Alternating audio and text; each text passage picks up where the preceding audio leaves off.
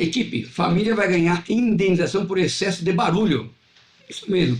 Vem comigo que eu te conto direto do Minuto Jurídico com o Dr. Neges. Curte, compartilha, nos segue para ficar por dentro de todas as notícias jurídicas, pelo menos as principais desse país. É isso, uma família reclamando na justiça por excesso de barulho da máquina de um supermercado que fazia barulho dia e noite.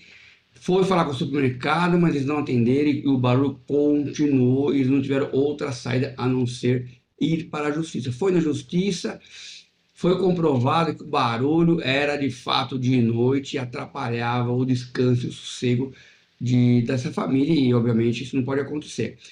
Quem ganha direito a uma indenização desse supermercado. Vai ficar um julgado para vocês. Vai ficar uma dica importante também. Acho que ninguém pode atrapalhar o sossego da outra pessoa. Grande abraço, até a próxima, se Deus quiser. Fique com Deus.